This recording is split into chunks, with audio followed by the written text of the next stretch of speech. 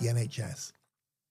Well, as you might know, the goal of this platform is to help tackle the big issues facing the UK's National Health Service. And the scale of the challenges means bold solutions are required. Well, today, in this second Let's Fix the NHS video, I'm sharing 10 radical ways to fix the NHS. Now, I'm a believer that while fixing the NHS is urgent, it's imperative that we stay true to its founding principles from 1948. That is, healthcare, it's got to be free at the point of service, comprehensive, universal, and based on clinical need. Now, going back to that free at the point of service, already we know that we have to pay for dental appointments, for example, or certain dental treatments. We have to pay for prescriptions.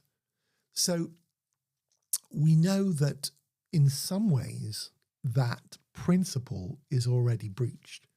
So we do have to look at what free at the point of service means. For example, if we have the number of appointments that are missed, some of us get a text to say missing an appointment can cost £160. And in many cases, it might be more than that. It depends on the treatment, but on average, £160. But a large number of people miss appointments. Now, it's hard to force people or even to fine people if they miss appointments, if the technology in the NHS doesn't work. Many times I've had appointment letters that have arrived after the appointment, quite a lot after the appointment. And the digital communication isn't yet what it needs to be. And it's got to be accountable. It's got to be traceable. We've got to be sure that we're getting appointment letters on time. But if we were, it would be fair to actually fine people for missing them. I'm just throwing that out there. Because at every stage, we've got to incentivize the behavior that we want, and we've got to disincentivize the behavior that we don't want.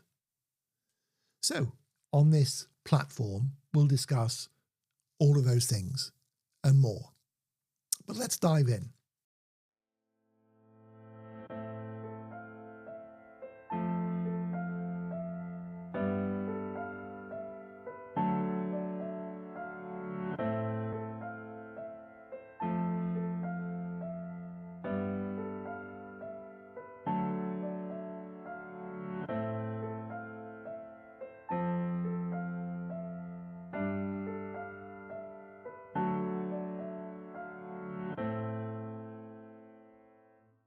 Okay, so that is the 10 radical ways to fix the NHS.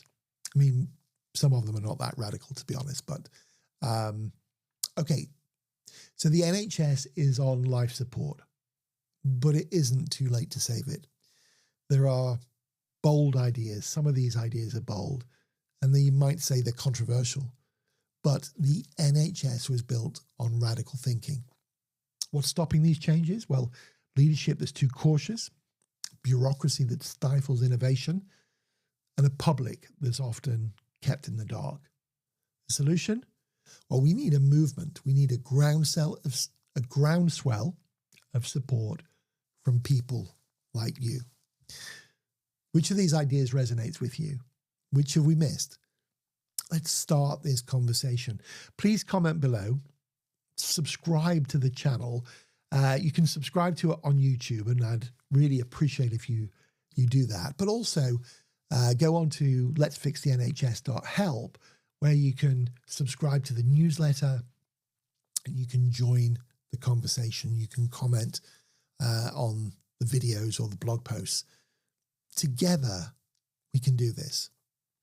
I'm Steve Podmore, and this is Let's Fix the NHS.